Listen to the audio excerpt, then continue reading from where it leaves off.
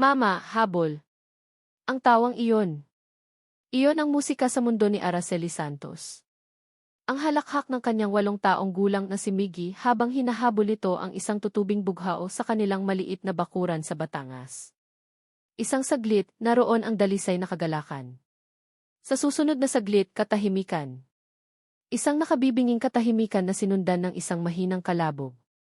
Miggy! Lumingon si Ara mula sa kanyang pagdidilig ng halaman. Wala na ang tawanan. Nawala ang tumatakbong mga paa. Ang nakita lang niya ay ang tutubi na malayang lumilipad paakyat, at sa ibaba, sa damuhan, ang kanyang anak na nakahandusay. Miggy! Binitawan niya ang tabo. Ang mundo niya ay biglang gumuho. Ang init ng araw ay napalitan ng nanunuot na lamig habang tumatakbo siya palapit. Anak!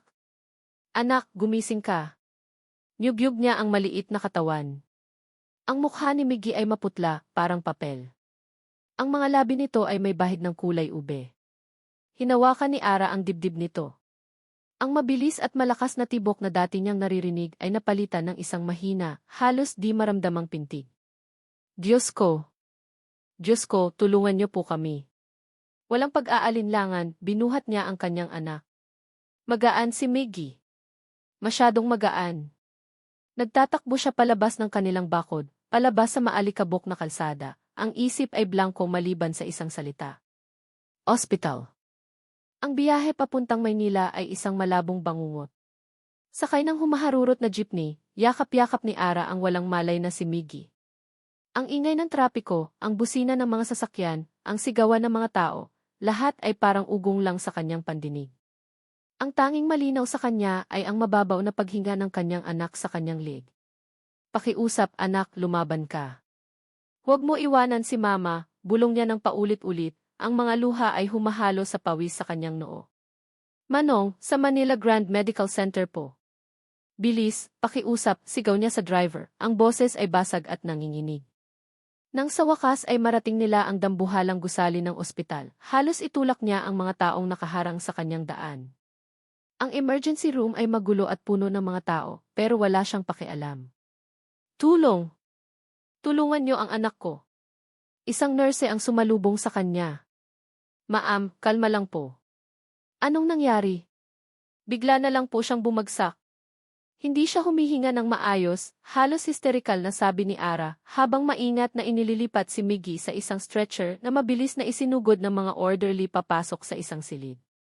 Naiwan siyang nakatayo sa labas, nanginginig ang mga tuhod, ang mga kamay ay magkadikit sa panalangin. Ang bawat segundong lumilipas ay parang isang kawalang hanggan. Ang bawat tunog ng makina mula sa loob ng silid ay parang martilyong pumupukpok sa kanyang dibdib. Lumipas ang ilang minuto na parang oras. Lumabas ang nurse. Ma'am, kailangan po namin siyang stabilize. Ang senior nephrologist na po natin ang titingin sa kanya. Tumango lang si Ara, hindi lubos na naiintindihan ang mga salita. Ang alam niya lang, ang buhay ng kanyang anak ay nasa kamay na ng ibang tao. Maya-maya pa, bumukas ang pinto ng silid. May pumasok na mga yabag. Mga yabag na may otoridad at kumpiyansa. At may isang boses. Isang boses na pamilyar. Isang boses na 8 taon niyang sinubukang kalimutan, pero gabi-gabi siyang binabagabag sa kanyang mga panaginip. I'm E.C. De Villa. What happened here? Parang binuhusan ng nagielong tubig si Ara. Dahan-dahan niyang itinaas ang kanyang tingin. Nakatayo roon ang isang lalaki. Matangkad, nakasuot ng plansadong puting coat, ang buhok ay maayos na nakagupit. Mukha siyang mas matanda, maseryoso. Pero ang mga mata ang hugis ng panga ang paraan ng pagtayo niya. Hindi. Hindi maaari. Ang mundo ni Ara ay huminto sa pag-ikot. Ang hangin ay naubos sa kanyang mga baga.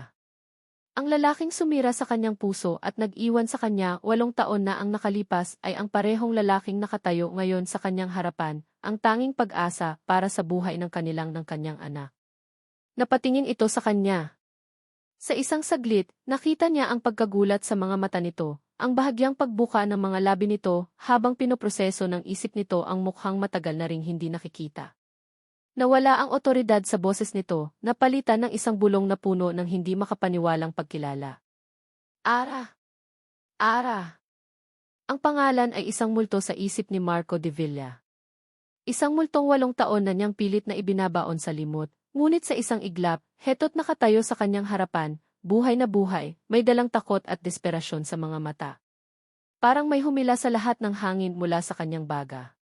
Ang propesyonal na otoridad na pinaghirapan niyang buuin sa loob ng maraming taon ay biglang naglaho, napalitan ng hubad na pagkagulat ng isang lalaking nakaharap sa sarili niyang nakaraan. Ara! Ang pagbanggit niya sa pangalan nito ay kasing hina ng isang dasal, isang tanong na lumabas sa kanyang bibig bago pa man niya ito mapigilan. Pero ang training niya bilang doktor ang unang kumilos. Ang batang nakahiga sa stretcher, maputla at hirap huminga, yan ang prioridad. Iwinaksi ni Marco ang multo ni Ara sa kanyang isip at ipinwersa ang sarili na mag-focus. Nurse, what's his DC and o dalawasat? Mabilis at mariin niyang tanong, ang boses ay bumalik sa pagiging kalmado at puno ng otoridad, pero naramdaman niya ang bahagyang panginginig ng kanyang mga kamay. Itinago niya ito sa pamamagitan ng pagkuha sa chart mula sa nurse. ACE is 80/50, dos. O dalawa saturation at 85%, sagot ng nurse. Get me pediatric nephrology consult, stat. Start a nail line with normal saline, run it wide open. Prepare for possible intubation. Gumagalaw siya na parang makina, ang mga utos ay lumalabas sa kanyang bibig ng walang pag-aalinlangan. Sinuri niya ang mga mata ng bata, pinakinggan ang dibdib nito gamit ang kanyang stethoscope. Mahina ang tibok ng puso. May tubig sa mga baga. Kidney failure. Malinaw na iyon ang kaso. Habang ginagawa niya ang lahat ng ito, ang isip niya ay naglalakbay. Hindi maaari paanong nangyari to.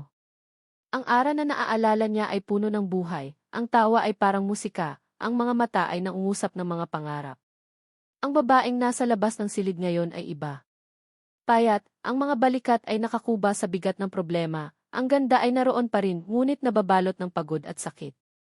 At bigla, bumalik ang alaala na matagal na niyang kinalimutan.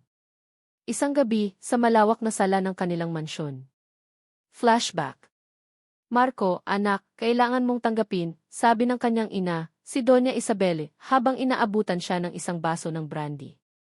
Umalis na si Araceli. Hindi ako naniniwala, hindi niya ako iiwan, sagot niya, ang boses ay basag. Isang mapait na ngiti ang gumuhit sa mga labi ni Doña Isabel. Kinuha niya ang pera, Marco. Isang tseke na may sapat na halaga para makapagsimula siya ng bagong buhay. Isang buhay na malayo sa'yo. Malayo sa pamilya natin. Sinabi niya sa akin na nakahanap na siya ng iba, isang taong mas karapat dapat daw sa kanya. Nagsisinungaling kayo. Bakit ako magsisinungaling? Malumanay na tanong ng kanyang ina, puno ng pag-aalala. Para saan? Para protektahan ka? Dahil ayokong makita kang nasasaktan ng isang babaeng pera lang ang habol sa'yo. She was not for us, Marco. Hindi siya para sa'yo. End of flashback. Ang mga salitang iyon ang naging laso na pumatay sa anumang pag-asa sa puso ni Marco noon. Tinanggap niya ang kwento ng ina. Pinilit niyang maniwala. Ibinuhos niya ang sarili sa pag-aaral, naging pinakamahusay na doktor na kaya niyang maging para lang takasan ang sakit. At ngayon, heto siya. Bumalik. Dosi, nag-stabilize na po siya, sabi ng isang resident doctor, pumuputol sa kanyang pag-iisip. Nailagay na po namin siya sa pediatric key. Tumango si Marco. Good. Monitor his vitals closely. I'll be there in a minute. Nang masiguro niyang nasa mabuting kalagayan na ang bata, lumabas siya ng emergency room, hinahanap ng mga mata si Ara. Pero wala na ito. Pumunta siya sa kanyang opisina, isang maliit at tahimik na silid na nagsisilbing kanyang santuwaryo sa loob ng magulong ospital. Umupo siya sa kanyang silya at ipinikit ang mga mata, sinusubukang pakalmahin ang nagwawalang puso. Ang nakaraan. Ang kasalukuyan. Nagbabanggaan sa kanyang isip. Pagkatapos ng ilang sandali, kinuha niya ang patient chart na naiwan sa kanyang mesa. Binuklat niya ito. Ang mga daliri niya ay bahagyang nanginginig habang binabasa ang mga detalye. 4 na salita. Miguel Santos. Age, 8. 8 taon. Tumigil ang mundo ni Marco. Nag-umpisa siyang magbilang sa kanyang isip. 8 taon, mahigit 8 taon na ang nakalipas mula noong gabing iyon, noong huli silang magkasama, bago ang malagim na pag-uusap nila ng kanyang ina. 8 taon. Ang bata ay 8 taong gulang. Ang tsart ay halos malaglag mula sa kanyang mga kamay. Ang tibok ng kanyang puso ay umalingaw sa kanyang tainga, mas malakas pa kaysa sa katahimikan ng kanyang opisina. Ang lahat ng kasinungalingan, lahat ng sakit, lahat ng taon na lumipas, lahat ay naglaho sa harap ng simpleng numerong iyon. Hindi na ito tungkol sa nakaraan. Hindi na ito tungkol sa pera o sa sinabi ng kanyang ina. Isang tanong na lang ang mahalaga. Isang tanong na nagbabaga sa kanyang isip, humihingi ng kasagutan. Isang tanong na may kapangyarihang baguhin ang lahat. Bigla siyang tumayo, ang mga kamao ay nakakuyom sa kanyang tagiliran. Ang pagkalito ay napalitan ng determinasyon. Kailangan niyang malaman. Ngayon din. Lumabas siya ng kanyang opisina, ang mga hakbang ay mabilis at tiyak. Hahanapin niya si Ara. Haharapin niya ito. At itatanong niya ang nag-iisang tanong na gumugulo sa kanyang buong pagkatao. Anak ko ba siya? Ang pediatric theory ay isang mundo ng mga beep at mahihinang ugong. Bawat tunog ay isang paalala kay Ara ng makinang nakakabit sa kanyang anak, ng dayuhang bagay na tumutulong kay Miggy na huminga, na nagpapanatili sa pagtibok ng kanyang puso. Nakatayo si Ara sa labas ng salaming pader, ang noo ay halos nakadikit sa malamig na ibabaw. Sa loob, ang kanyang Miggy ay napapalibutan ng mga tubo at wire. Napakaliit niya tingnan sa malaking kama ng ospital. Napakatahimik. Ang batang puno ng buhay at tawa kanina lang ay ngayon ay isang figurang hindi gumagalaw. Ang bawat paghinga ni Ara ay mabigat, puno ng takot. Ang pagod ay gumuguhit sa kanyang mga buto, pero hindi niya ito alintana. Ang tanging mahalaga ay ang tibok ng puso na ipinapakita sa monitor sa tabi ng kama ni Miggy. Iyon ang kanyang kaisa-isang koneksyon sa pag-asa. Ayaw niyang umalis sa pwestong iyon. Dito, sa harap ng salamin, nararamdaman niyang binabantayan niya ang kanyang anak. Pero may isa pang dahilan. Natatakot siyang umalis dahil alam niyang sa bawat sulok ng ospital na ito, maaari niyang makasalubong siya. At ayaw niya iyong mangyari. Hindi pa siya handa. Kailanman ay hindi siya magiging handa. Pero ang tadhana ay may sariling plano. Narinig niya ang mga yabag sa likuran niya. Pamilyar na mga yabag. Mabilis ngunit hindi nagmamadali. Ang mga yabag ng isang taong alam ang kanyang lugar sa mundong ito. Hindi siya lumingon. Nagpanggap siyang hindi ito narinig. Ara! Ang boses na iyon. Ang boses na iyon na nagdulot sa kanya ng labis na saya at di masukat na sakit. Napapikit siya ng mariin. Ara, mag-usap tayo. Lumapit si Marco, tumabi sa kanya, nakatingin din sa loob ng I need to know. Ang pader na itinayo ni Ara sa paligid ng kanyang puso ay lalong tumibay. Humarap siya, ngunit ang kanyang mga mata ay kasing lamig ng salamin sa kanyang likuran. Wala na tayong dapat pag-usapan, Doktor. Idiniin niya ang huling salita. Isang salitang naglalagay ng distansya sa pagitan nila. Hindi na siya si Marco, ang kanyang Marco. Siya na ngayon ay si Dr. De Villa, ang doktor ng kanyang anak. Iyon lang. At dapat manatili sa ganoon. Huwag mo akong tawaging ganyan, Ara. Alam mo kung sino ako, pakiusap ni Marco, bakas ang sakit sa kanyang boses. Ang bata 8 taong gulang siya. Ara, pakiusap di. Isang mapait na tawa ang kumawala sa lalamunan ni Ara. Isang tawang walang bahid ng saya. Ano ang gusto mong malaman, Doktor? Kung bakit ko dinala ang anak ko sa ospital kung saan ka nagtatrabaho? Dahil ito ang pinakamalapit na may kakayahang sumagip sa kanya. Isang pagkakataon lang. Isang masamang biro ng tadhana. Hindi yan ang ibig kong sabihin at alam mo yan, tumaas ang boses ni Marco. Gusto kong malaman ang totoo. Ang salitang totoo ay parang gatilyo. Biglang bumalik sa isip ni Ara ang isang alaala na 8 taon niyang sinubukang ibaon. Flashback. Nasa isang mamahaling coffee shop sila sa Makati. Siya at ang ina ni Marco, si Doña Isabel de Villa. Ang babae ay nakasuot ng eleganting bestida, ang mga alahas ay kumikinang, ngunit ang kanyang mga mata ay walang anumang kinang. Malamig. Kasing lamig ng bakal. Hisa, I will be direct, simula ni Doña Isabel, habang inilalapag sa mesa ang isang sobre. Isang makapal na sobre. Alam kong mahal mo ang anak ko. At marahil, sa tingin niya, mahal ka rin niya. Pero ang pag-ibig ay hindi sapat para mabuhay. Itinulak ng Donya ang sobre palapit sa kanya. Ito. Sapat na yan para makapagsimula ka ng bagong buhay. Malayo dito. Malayo kay Marco. Tiningnan ni Ara ang sobre, pagkatapos ay ang babaeng nasa harapan niya. Hindi pera ang nakikita niya, kundi isang insulto. Isang sampal sa kanyang pagkatao. Dahan-dahan niyang itinulak pabalik ang sobre. Hindi ko po kailangan ng pera niyo, Senora. Isang bahagyang ngisi ang gumuhit sa labi ni Doña Isabel. Isang ngising puno ng tagumpay. Iyan ang inaasahan kong sasabihin mo. You have pride. But pride will not give you a good life. Marco has a future ahead of him. Isang kinabukasang matagal na naming binalak para sa kanya. A future with a woman from our world, a woman who can help him, not hold him back. Mahal ako ni Marco, mahinang sabi ni Ara, kumakapit sa huling hibla ng pag-asa. Mahal ka niya ngayon, pagtatama ni Doña Isabel, ang bawat salita ay parang patalim. Pero kinausap ko na siya. Pinapili ko siya. Ang kanyang pamilya at ang kanyang kinabukasan o ikaw. At Hija, pinili na niya. Ang mga salitang iyon ay bumaon sa puso ni Ara. Hindi nagsisinungaling kayo. He has chosen his future, Hija, sabi ng Donya, ang boses ay malumanay pero walang awa. And you are not part of it, he asked me to talk to you. To tell you to leave him alone. For good. End of flashback. Bumalik si Ara sa kasalukuyan, ang sakit na nakaraan ay sariwang-sariwa pa rin. Tiningnan niya si Marco, ang mukha ay puno ng galit at put. Ang totoo, ulit niya, ang boses ay nanginginig sa pinipigilang emosyon. Ang totoo ay pumili ka 8 taon na ang nakalipas. Pinili mo ang pamilya mo, ang pera niyo, ang kinabukasan mo.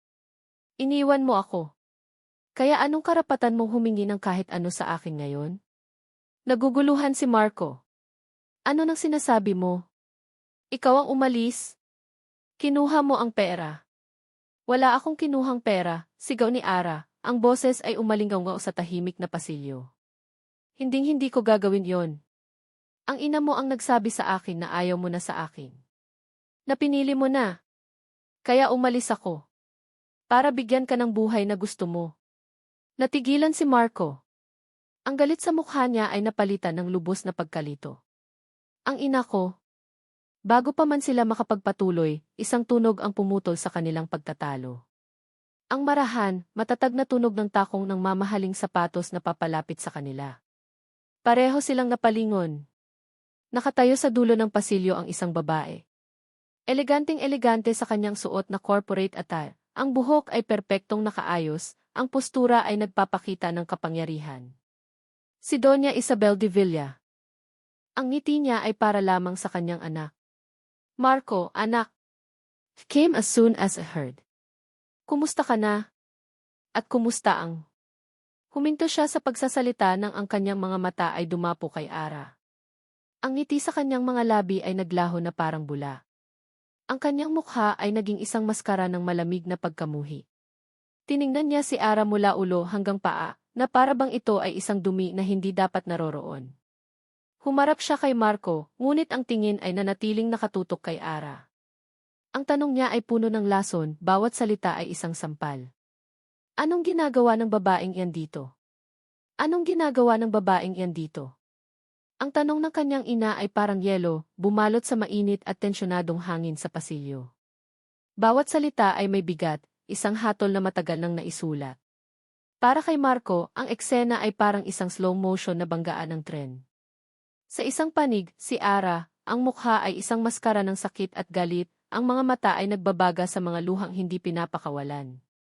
Sa kabilang panig, ang kanyang ina, si Doña Isabel, nakatayo na parang isang reyna, ang kapangyarihan ay hindi maikakaila, ang pagkamuhi ay hindi maitatago.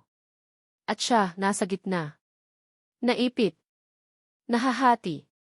Bago pa man siya makasagot, ang kanyang katawan na ang kumilos. Humakbang siya, bahagyang inilalagay ang sarili sa pagitan ng dalawang babae. Isang maliit na kilos, ngunit para sa kanya, iyon ay isang deklarasyon. Simula niya, sinisikap na panatilihing kalmado ang boses. Let's not do this here. Dito sa ospital, ang anak niya ay pasyente. At siya ang ina. Tiningnan siya ni Doña Isabel, ang mga mata ay naniningkit. At ikaw ang doktor. Iyon lang dapat, Marco. Pagkatapos ay binalingan niya si Ara ng isang tingin na kayang magpayelo ng impyerno. Umalis ka na. We will handle this. Ang pagkasuklam sa tono ng kanyang ina ay nagbigay ng kirot sa dibdib ni Marco. Ngunit ang reaksyon ni Ara ang mas tumatak sa kanya. Hindi ito yumuko o nagpakita ng takot. Sa halip, itinuwid nito ang kanyang likod, tiningnan ang ina ni Marco ng diretso sa mata, bago bumaling sa kanya. Walang salitang lumabas sa bibig ni Ara, ngunit ang kanyang mga mata ay sumisigaw, Ito ang sinasabi ko. Ito ang nanay mo. Pagkatapos ay tumalikod ito at naglakad palayo, ang bawat hakbang ay tahimik ngunit may bigat. Marco, halika rito. Hinila ni Doña Isabel ang braso ng anak, dinala siya sa isang sulok na malayo sa pandinig ng mga dumadaan. Ang mga daliri nito ay mahigpit, ang pagkakahawak ay hindi pag-aalala, kundi pag-aari. Tama na, pabulong na sabi ni Marco, binabawi ang kanyang braso. Hindi niyo na kailangang gawin to. Anong hindi kailangan? Ang boses ni Doña Isabel ay mababa ngunit puno ng lason. Hindi mo ba nakikita? Pinapaikot ka na naman niya, Marco. Hindi ka pa ba natuto? Hindi niyo narinig ang sinabi niya. Ano? Na hindi niya kinuha ang pera, tumawa ng mahina ang kanyang ina, isang tawang walang katuwaan. Siyempre, yan ang sasabihin niya. Anong inaasahan mo? Naaaminin niya na mukha siyang pera. Tiningnan mo ba siya? Ang suot niya. Ang hitsura niya. Halatang halata na desperada siya, anak. At nakita niya ang pagkakataon. Nalaman niyang nandito ka, na isa ka ng matagumpay na doktor. Sinundan ka niya rito. Ang mga salita ng kanyang ina ay parang mga batong ipinupukol sa kanya, bawat isa ay tumatama sa kanyang pagkalito. Mailohika sa sinasabi nito. Ang lohika na 8 taon niyang pinaniwalaan. Pero, ang sakit sa mga mata ni Ara. Ang panginginig ng boses nito nang sumigaw ito. Wala akong kinuhang pera. Iyon ay hindi pag-arte. Iyon ay totoo. Nararamdaman niya. Hindi ganoon kadali, sabi niya, ang sariling isip ay naguguluhan. Ang bata may sakit siya. Kawawang bata, sabi ni Doña Isabel, ngunit walang bahid ng awa sa kanyang tono. Pero aksidente lang na dito siya napunta. Isang malungkot na pagkakataon. Pero hindi mo iyan responsibilidad. Maraming doktor dito, Marco. Hayaan mong iba ang gumamot sa kanya. Hindi ko pwedeng gawin yan, Marie. Bakit hindi? Dahil sa kanya, dumura ang kanyang ina. Marco, ginamit ka na niya dati. Huwag mong hayaang gamitin kanya ulit, gamit naman ang isang batang may sakit. Sa gitna ng kanilang pagtatalo, isang kasamahan ni Marco, si Iggy Reyes, ang lumapit sa kanila, ang mukha ay seryoso. Marco, sabi nito, tumango bilang pagbati kay Doña Isabel. Sorry to interrupt. Pero kailangan mong makita ang mga resulta ng lab test ng Batang Santos. Agad na lumipat ang isip ni Marco. Ang personal na drama ay nawala, napalitan ng pag-aalala ng isang doktor. Anong meron, Ben? Inabot ni Iggy Reyes ang isang folder. His creatinine levels are through the roof. Mas mataas pa sa inaasahan natin. He's in end-stage renal failure, Marco. We're talking weeks, maybe days, kung walang mangyayari. Huminga ito ng malalim. We need to find a donor. Now. Ang mga salita ay parang suntok sa sikmura ni Marco. End-stage. Donor. Now. Tumango siya, ang mukha ay naging blanko. Okay. Salamat, Ben. I'll handle it. Umalis si Iggy Reyes, at muling bumalik ang tensyon sa pagitan niya at ng kanyang ina. Ngunit ngayon, may bago ng bigat sa hangin. Ang bigat ng isang buhay na nakasalalay sa balanse. Hindi siya nagsalita. Naglakad siya pabalik patungo sa Iggy. Ang mga salita ni Iggy Reyes ay umuulit-ulit sa kanyang isip. Mula sa malayo, natanaw niya ulit si Ara, nakatayo sa parehong pwesto, nakatalikod sa kanya, ang isang kamay ay nakapatong sa salamin na para bang sinusubukang abutin ang anak sa loob. Isang simpleng kilos. Isang ina na gustong yakapin ang kanyang anak. Sa sandaling iyon, ang lahat ng sinabi ng kanyang ina, ang tungkol sa pera, sa panloloko, sa pagiging desperada, ay parang nawalan ng saysay. Ang nakikita niya ay hindi isang manloloko. Ang nakikita niya ay isang ina na nasasaktan, natatakot at nagmamahal. Isang pagmamahal na dalisay at totoo. Muling lumapit si Doña Isabel. Ang boses ay mas malumanay na ngayon, sinusubukang makuha muli ang loob niya. Marco, alam kong mahirap ito. Pero kailangan mong maging matatag. Hindi mo pwedeng akuin ang problema ng buong mundo. Pero hindi na nakikinig si Marco. Ang kanyang mga mata ay nakatuon pa rin sa figura ni Ara. Ang pagkalito sa kanyang dibdib ay nawala. Ang duda ay naglaho. Napalitan nito ng isang bagay na mas malinaw, mas matibay. Determinasyon. Dahan-dahan siyang lumingon at hinarap ang kanyang ina. Ang kanyang boses ay kalmado, ngunit may bigat at desisyon na hindi pa kailanman narinig ni Doña Isabel mula sa kanya. Hindi ko alam kung ano ang totoo, hindi ko alam kung sino ang nagsisinungaling at kung sino ang nagsasabi ng totoo. 8 taon na ang nakalipas. Tumingin siya ng diretso sa mga mata nito, ang pagiging anak na masunurin ay biglang naglaho. Pero isa lang ang sigurado ko. Kailangan ng batang iyan ng tulong. Kailangan niya ng himala. Huminga siya ng malalim. Magpapasuri ako. Baka sakaling kompatible kami.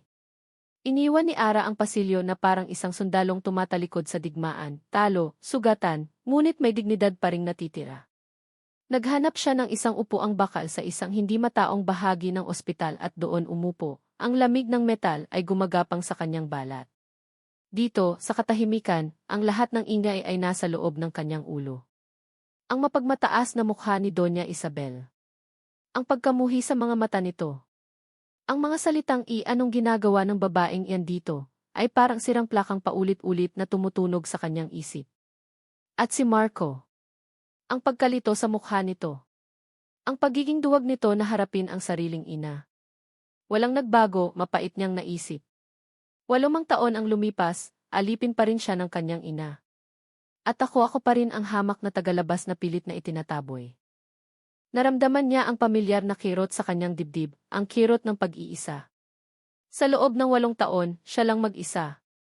Siya lang ang nag-alaga kay Miggy, nagpagaling ng kanyang mga sugat, nagpatahan sa kanyang pag-iyak, at nagdiwang sa kanyang mga tagumpay. Hindi niya kailangan ng tulong noon. Hindi niya kailangan ngayon. Lalo na mula sa isang Devilla. Ang pagmamalaki niya ang naging baluti niya sa loob ng mahabang panahon. Iyon ang nagpatatag sa kanya. Iyon ang bumuhay sa kanila ng kanyang anak. Ngunit ang baluting iyon ay may mga lamat. At ang bawat beep ng makina mula sa di kalayuang AC ay isang paalala ng pinakamalaking lamat sa lahat, si Miggy. Narinig niya muli ang mga yabag na papalapit. Sa pagkakataong ito, alam na niya kung sino iyon. Hindi na siya nag-abalang magtaas ng tingin.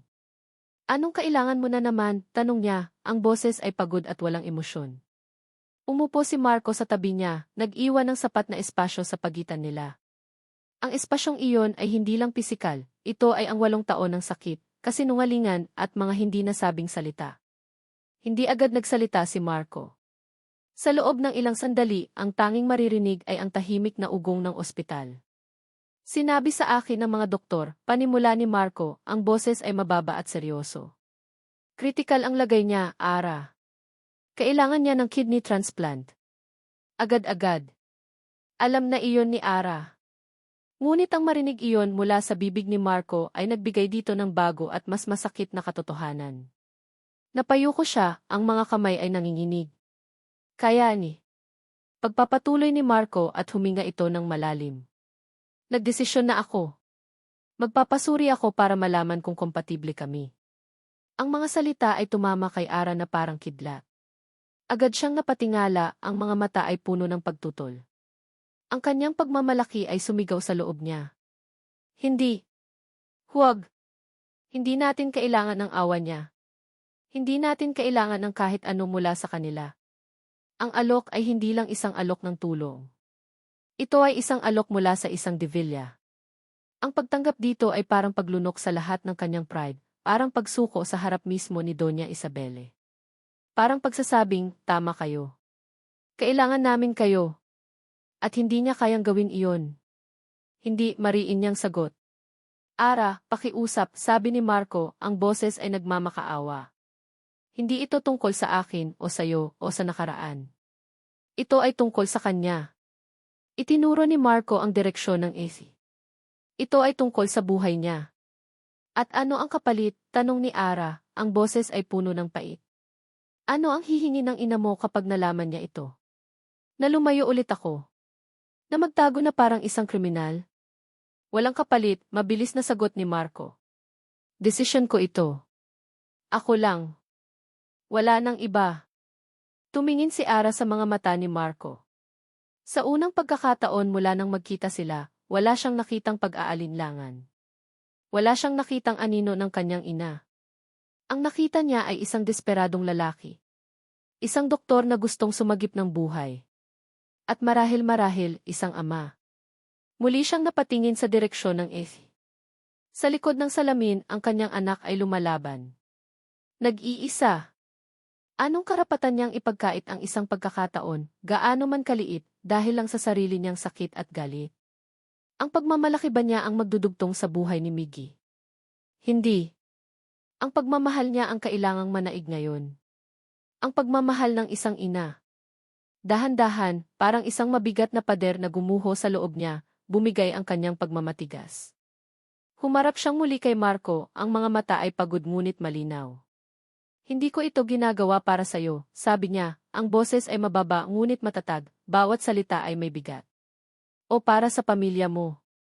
Para sa kanya. Isang salita na lang ang namutawi sa kanyang mga labi, isang salitang parang sumusugat sa kanyang lalamunan habang binibigkas niya. CJ. Ang salitang iyon, gaano man kaikli, ay parang musika sa pandinig ni Marco. Isang alon ng ginhawa ang bumaha sa kanyang mukha, pinapawi ang tensyon sa kanyang mga balikat. Tumango siya, ang pasasalamat sa kanyang mga mata ay hindi maikakaila. Salamat, Ara, halos pabulong niyang sabi. At sa isang saglit, sa gitna ng malamig at walang pakiramdam na ospital, ang pader na itinayo ng panahon sa pagitan nila ay nagkaroon ng maliit na siwang. Gagawin ko ang lahat para sa kanya, Ara. Maniwala ka, sabi ni Marco, ang boses ay puno ng isang pangakong matagal nang gustong marinig ni Ara. Hindi siya sumagot. Tumango lang siya, isang bahagyang paggalaw ng ulo, at sa unang pagkakataon, hinayaan niya ang kanyang sarili na umasa. Mabilis ang mga sumunod na pangyayari. Dinala sila sa laboratorio. Umupo si Marco sa isang silya, at walang imik na itinaas ang manggas ng kanyang puting coat. Tumingin siya kay Ara, na nakatayo sa may pintuan, bago ibaling ang tingin sa medtech na naghahanda ng karayom. Pinanood ni Ara ang pagpasok ng karayom sa balat ni Marco. Pinanood niya ang unti-unting pagpuno ng dugo sa maliit na vial. Ang pulang likidong iyon. Ang dugo ng lalaking ito. Iyon ang naglalaman ng lahat ng kanyang pag-asa. Ang buong mundo niya ay lumiit at nagkasya sa maliit na sisidlang iyon. Pagkatapos ng ilang oras na parang habang buhay, pareho silang naghihintay sa labas ng laboratorio. Hindi sila nag-uusap. Walang kailangang sabihin. Ang bawat isa ay abala sa sariling dasal, sa sariling takot. Ang katahimikan sa pagitan nila ay hindi na puno ng galit, kundi ng nag-iisang, pinagsasaluhang pag-asa. Isang nurse ang lumabas mula sa laboratorio, may hawak na isang puting sobre. Agad na tumayo si Marco. Tumayo rin si Ara, ang puso ay kumakabog ng napakabilis sa kanyang dibdib. Dos Devilla, heto na po ang resulta ng compatibility test. Inabot ng nurse ang sobre. Ang mga kamay ni Marco ay bahagyang nanginginig nang kunin niya ito. Ang kanyang mga mata ay hindi humihiwalay sa mukha ni Ara, na para bang sinasabi, sabay nating haharapin ito. Dahan-dahan niyang binuksan ang sobre. Ang tunog ng napupunit na papel ay parang napakalakas sa gitna ng katahimikan. Kinuha niya ang isang papel mula sa loob. Ang mukha ni Marco ay isang bukas na libro. Nakita ni Ara ang pag-asa na namuo sa mga mata nito habang sinisimulan nitong basahin ang mga nakasulat. Pagkatapos, nakita niya itong kumunot. Ang pag-asa ay napalitan ng pagkalito. At sa huli, ang pagkalito ay napalitan ng isang blanko, nakabibinging pagkagula. Ang kulay ay nawala sa kanyang mukha. Ang papel ay halos malaglag mula sa kanyang mga kamay. Tumingin siya kay Ara, ang mga mata ay puno ng sakit at hindi makapaniwala. Ang kanyang mga labi ay bahagyang gumalaw, bumubuo ng mga salitang ayaw marinig ng mundo ni Ara. Hindi Bulong niya, ang boses ay basag at puno ng kabiguan. Hindi kami compatible. Hindi. Hindi kami compatible. Ang mga salitang iyon ay lumabas sa bibig ni Marco, ngunit parang hindi sa kanya nanggaling. Parang boses ng ibang tao, isang estrangherong naghahatid ng hatol ng kamatayan. Ang huling hibla ng pag-asa na kumislap sa pagitan nila ni Ara ay biglang naputol. Ang siwang sa pader na naghihiwalay sa kanila ay muling nagsara, mas matibay at mas mataas kaysa dati. Nakita niya ang pagbabago sa mukha ni Ara, ang panandaliang pag-asa ay naglaho, napalitan ng pamilyar na maskara ng pagkabigo at pag-iisa. Para itong isang bulaklak na nagsimulang bumuka, ngunit biglang nalanta sa isang iglap. Walang salitang namutawi sa bibig nito. Tumalikod lang ito at naglakad palayo, bawat hakbang ay mabigat, bawat hakbang ay palayo sa kanya. Hindi niya ito sinundan. Anong sasabihin niya? Naiwan si Marco na nakatayo sa pasilyo, hawak ang papel na naglalaman ng kanilang kabiguan. Ang bigat ng pagiging doktor at ang bigat ng pagiging isang posibleng ama ay sabay na dumagan sa kanyang mga balikat at naramdaman niya ang unti-unting pagduro. Pumasok siya sa kanyang opisina at isinara ang pinto. Ang katahimikan sa loob ay nakabibingi. Sa isang iglap, ang lahat ng kanyang pinipigilang emosyon ay sumabog. Sa isang sigaw na walang tunog, ibinagsak niya ang kanyang kamao sa matigas na pader na gawa sa semento. Isang matalas na kirot ang gumapang sa kanyang mga buko, sinundan ng isang mainit na pamamanhid. Tiningnan niya ang kanyang kamay, ang balat ay nagsisimula ng mamula at mamaga. Pero ang sakit na pisikal ay walang-wala kumpara sa sakit na dumudurog sa kanyang dibdib. Isang magaling na doktor pero walang silbi. Isang lalaki pero duwag. Biglang bumukas ang pinto. Pumasok ang kanyang ina, si Doña Isabel. Ang mukha ay may perpektong halo ng pag-aalala at otoridad. Marco, narinig ko ang resulta. I'm so sorry, anak. Lumapit ito at hinawakan ang kanyang balikat. Ngunit ang haplos nito ay hindi nagbigay ng ginhawa. Parang may mali. Siguro nga, hindi siya para sa'yo, anak, malumanay na sabi nito. Kahit sa ganitong paraan. Ang mga salitang iyon ay dapat sana ay nakakagaan ng loob. Ngunit sa pandinig ni Marco, may kakaibang tono ang mga ito. May tono ng tagumpay. Isang halos hindi maramdamang kagalakan na pilit na itinatago sa likod ng mga salita ng pakikiramay. Tumingin siya sa mga mata ng kanyang ina. Nakita niya ang awa, ngunit hindi niya naramdaman ang tunay na kalungkutan. Biglang bumalik sa isip niya ang sigaw ni Ara kanina. Wala akong kinuhang pera. Ang ina mo ang nagsabi sa akin na ayaw mo na sa akin. Isang butil ng duda ang itinanim sa kanyang isip. Uwi muna ako, ma, sabi niya, ang boses ay pagod. Kailangan ko munang mag-isip. Of course, anak. Ako na ang bahala dito, sagot ng kanyang ina, at sa isang saglit, nakita ni Marco ang isang kislap sa mga mata nito. Isang kislap ng kasiyahan.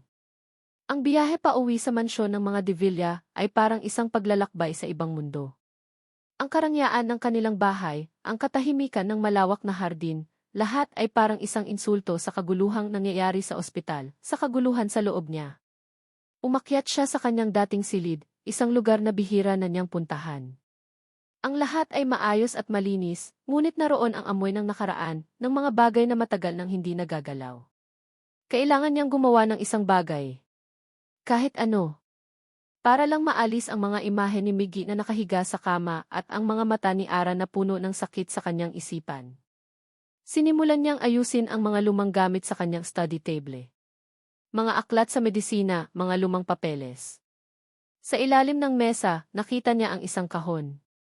Isang karton na selyado pa ng tape. College memorabilia, ang nakasulat sa gilid, gamit ang sarili niyang sulat kamay. Dinala niya ito sa gitna ng silid at binuksan. Ang alikabok ng nakaraan ay lumipad sa hangin. Sa loob, naroon ang mga lumang litrato, siya, kasama ang mga kaibigan, nakangiti. At naroon din ang mga litrato nila ni Ara.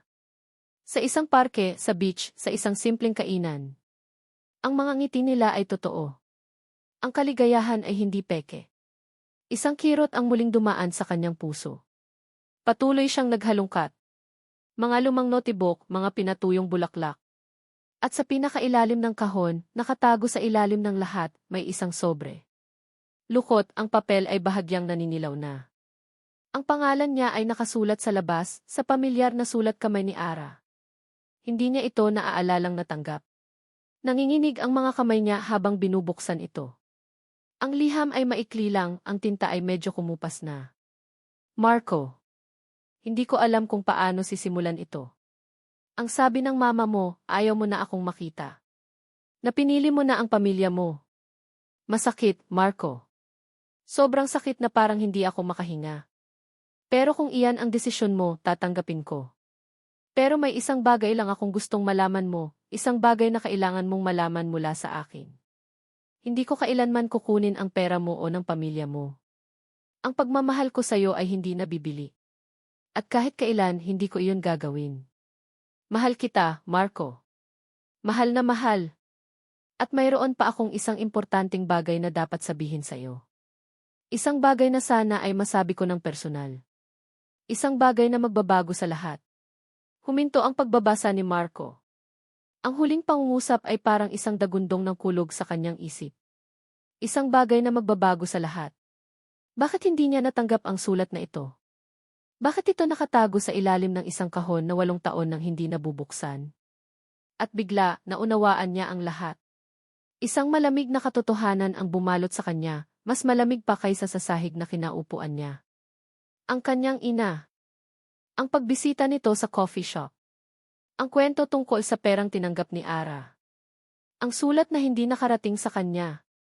Ang halos hindi maitagong saya nito kanina sa ospital. Lahat ay kasinungalingan. Isang malawak, masalimuot na kasinungalingan na sumira sa buhay nilang dalawa. Ang papel ay nayupi sa kanyang nanginginig na kamay. Ang pagkabigo ay napalitan ng isang nag-aalab na galit. Galit sa kanyang ina. At isang napakalaking galit sa kanyang sarili. Sa kanyang katangahan. Sa kanyang pagiging duwag. Tumayo siya, ang mga mata ay nag-aapoy. Wala na siyang pakialam sa pagod o sa sakit. Isang bagay lang ang malinaw. Ang 8 taon ng sakit ni Ara. Ang 8 taon na mag-isang pagpapalaki sa kanilang anak. Lahat dahil sa isang kasinungalingan. Nilamukos niya ang sulat, ang puso niya ay parang sasabog sa galit at pagsisisi. Mabilis siyang lumabas ng silid, ang bawat hakbang ay puno ng bigat ng 8 taong nasayang. Kailangan niyang makita si Ara. Kailangan niyang sabihin ang totoo. Kailangan niyang humingi ng tawad. Ngayon din. Ang pag-asa ay isang kandila. Nagbibigay liwanag, nagbibigay init. Ngunit kapag ito'y namatay, ang dilim na naiiwan ay mas madilim pa kaysa dati. Para kay Ara, ang kandila ng pag-asa ay tuluyan ng naubos. Ang huling kislap na hatid ng alok ni Marco ay pumanaw kasabay ng mga salitang hindi kami kompatible. Ang bawat hakbang niya palayo rito ay isang hakbang palubog sa kumunoy ng kawalan. Hindi niya alam kung saan siya dadalhin ng kanyang mga paa. Naglakad lang siya ng naglakad, palayo sa mga pamilyar na pasilyo, palayo sa tunog ng mga makina, palayo sa lahat. Hanggang sa napadpad siya sa isang lugar na tahimik. Isang lugar na amoy lumang kahoy at nalantang bulaklak. Ang kapilya ng ospital. Pumasok siya sa loob. Walang tao. Tanging ang mga imahen na nakatingin sa kanya mula sa altar, mga mukhang gawa sa kahoy at bato na tila walang pakialam sa kanyang sakit. Umupo siya sa isa sa mga bangko sa likuran, ang bigat ng kanyang katawan ay parang bigat ng buong mundo. Dito, sa banal na katahimikan, wala na siyang lakas para magalit. Wala na siyang lakas para magmalaki. Ang natitira na lang ay isang malawak, walang hangganang kalungkutan. Ang 8 taon ng pag-iisa. Ang 8 taon ng pagsasakripisyo. Lahat ay mauwi sa wala. Ipinatong niya ang kanyang mga siko sa sandalan ng bangko sa harapan at ibinaon ang mukha sa kanyang mga palad. Hindi siya umiyak. Ubos na ang kanyang mga luha. Ang naroon na lang ay isang tuyong kirot, isang pagtanggap na ito na ang katapusan.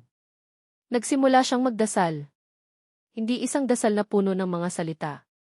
Isang dasal na binubuo ng mga buntong hininga at mga hikbing walang tunog. Diyos ko!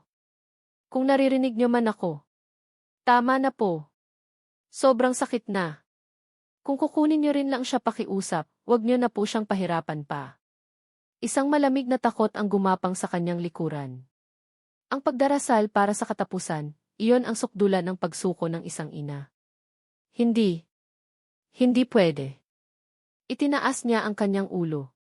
Diyos ko, wag po muna, bulong niya sa kawalan, ang boses ay basag at desperado. Kahit konti na lang. Pakiusap. Isang tunog ng pagbukas ng pinto ang sumira sa katahimikan. Hindi siya lumingon. Ayaw niyang may makaistorbo sa kanyang pag-iisa. Narinig niya ang mga yabag na papalapit. Mabagal. Nag-aatubili. Huminto ang mga ito sa tabi ng kanyang bangko. Ano na naman, Marco, sabi niya, hindi pa rin lumilingon. Wala na. Tapos na. Hindi ito sumagot. Narinig na lang niya ang marahang pag-upo nito sa tabi niya.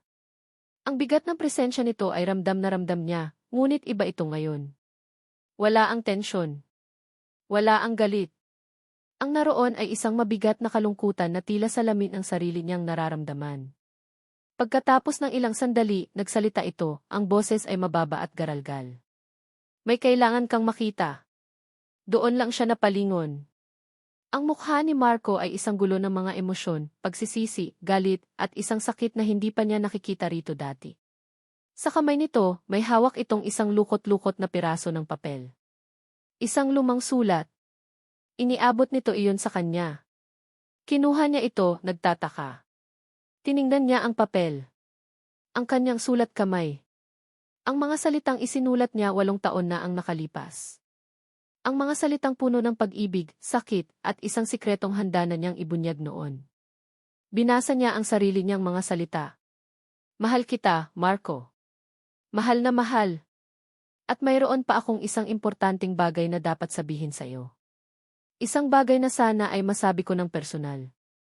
Isang bagay na magbabago sa lahat. Ang huling pangungusap. Ang pangungusap na naglalaman ng katotohanan tungkol sa dinadala niya sa kanyang sinapupunan noon.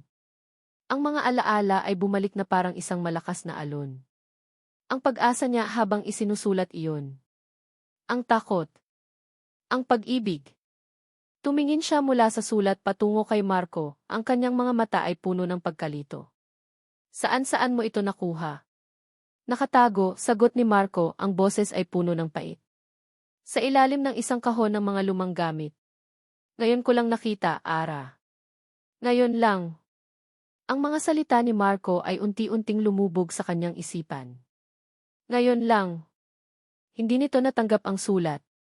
Hindi nito kailanman nalaman.